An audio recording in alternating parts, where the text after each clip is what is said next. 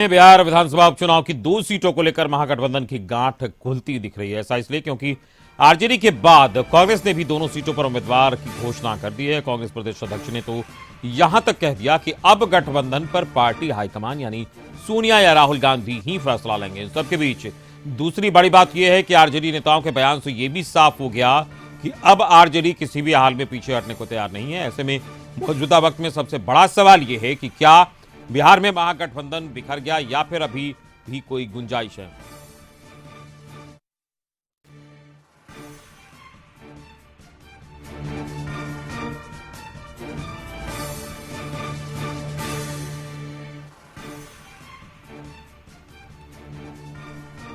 और इस वक्त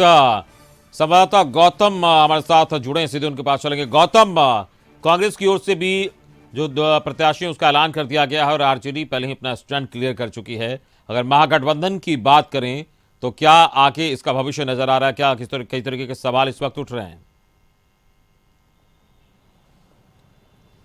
देखिए, अब भविष्य को लेकर जो कहा जाता है कि वर्तमान में जो दोनों पार्टियां अपने को मजबूत करने में लगी है, कहीं ना कहीं एक कोशिश है कि 24 का जो चुनाव होगा उसमें अपनी दावेदारी जो है एक दूसरे के सामने जो पेश करनी है उसकी तैयारी एक तरह से ये समझा सकता है। देखिए, कांग्रेस जो है अब दोनों सीटों पर अपने उम्मीदवार को उतार दिया है और उसकी घोषणा भी जो है कल हो चुकी है। राजद ने पहले ये घोषणा की है और इसमें किसी तरह की कोई सहमति की जो बात थी कांग्रेस से लेने की उसमें नहीं हुई। महागठबंधन में इसी चीज को लेकर जो है विवाद हो गया है। राजद और कांग्रेस जो महागठबंधन के दो बड़े घटक दल हैं, उन दोनों के बीच में जो अब नेताओं का जो बयानबाजी हो रहा है उससे कहीं ना कहीं ये साफ तस्वीरें हैं कि राजद अब ये देख रहा है कि कांग्रेस के भरोसे अगर बिहार में वो सरकार बनाना चाहती है तो वो भरोसा उन पर नहीं है। देखिए, कल मनोज झा का भी बयान आया था। मनोज झा ने भी ये बात कही कि अब समाज का भी जो है वो जो दायित्व है राजद के ऊपर उसको भी देखना है। महागठबंधन में जो कहा जाता है कि हमने जिस तरह से भाजपा की नीतियों के खिलाफ किया, राजद ने जिस तरह से सड़क से लेकर सदन तक जो लड़ाई की, उसमें दूसरी कोई पार्टी नहीं, यानी ये सीधा इशारा है कांग्रेस की तरफ से भी, क्योंकि देखिए सीधी बात अभी कांग्रेस से ही हो रही है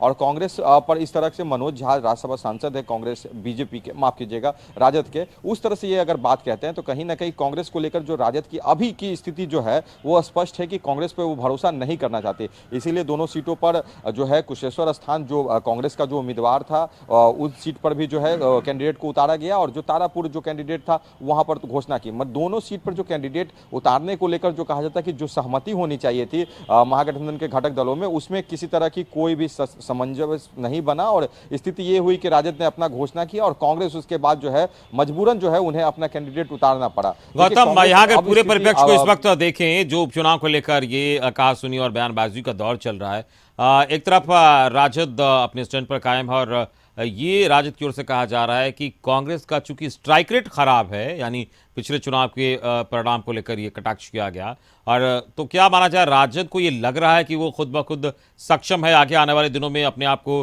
बिहार में बेहतर प्रदर्शन करने के लिए, और कांग्रेस को धीरे धीरे आईना दिखाने या संकेत देने की कोशिश हो रही है?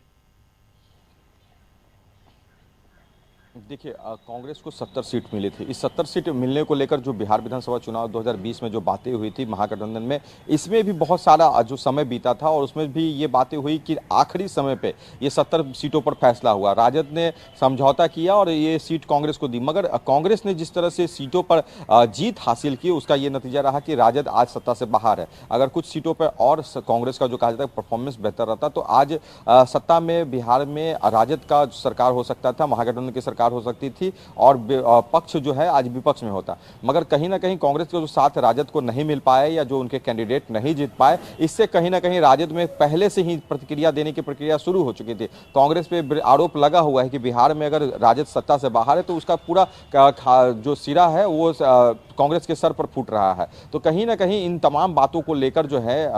राजद के नेता इस चीज पर मंथन कर ही रहे थे और उपचुनाव है दोनों सीटों पर। जय यादव का भी कल बयान आया है कि देखिए, राजद के भरोसे ही जो है इन दोनों सीट पर जीत हासिल की जा सकती है। कांग्रेस जो है इस विषय पर जो है अगर उन्हें साथ लिया जाए तो इस पर सीट जीत पाना मुश्किल है, क्योंकि देखिए एनडीए की सरकार बिहार में अगर बात करें तो नीतीश कुमार का एक अपना चेहरा है जो लोगों में खुद अपना एक पसंद है, और साथ ही साथ बीजेपी जो अभी मजबूत हुई है, दूसरे नंबर की पार्टी बिहार में बन चुकी है, तो वो दोनों का जो साथ है, साथ में मांझी है, फिर उसके बाद मुकेश सहनी है, तो कहीं ना कहीं इस स्थिति में अगर उसे मजबूत कैंडिडेट और जो कहा जाता है कि क्षेत्र में अच्छे पकड़ के नेता को नहीं दिया जाए तो ये जीत संभव नहीं थी। और 2 सीट जो है उपचुनाव में जीतने के बाद जो कहीं ना कहीं ये बात साफ हो जाएगी कि देखिए राजद लगातार ये बातें कह रही है कि मध्यावधि चुनाव होंगे, और अगर वो चुनाव अगर होते हैं तो राजद अपने तरफ से तैयार करेंगे, मगर सरकार गिरने की जो बात अगर होती है तो ज़्यादा अंतर नहीं है। देखिए जो विधायक की संख्या है वो बहुत ही जोड़ तोड़ कर बनाई गई है सरकार, और काफ़ी मतलब आधा दर्जन से भी कम अगर विधायक किसी पार्टी से अगर टूटते हैं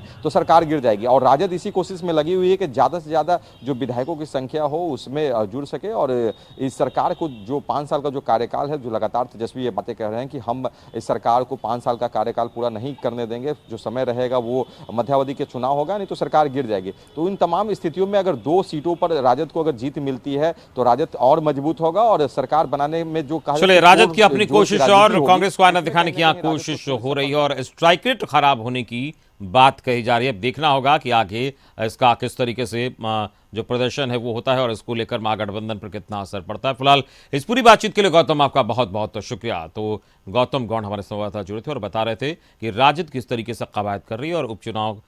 के बहाने कहीं ना कहीं एक संदेश देने की कोशिश भी कांग्रेस को हो रही है। चलिए।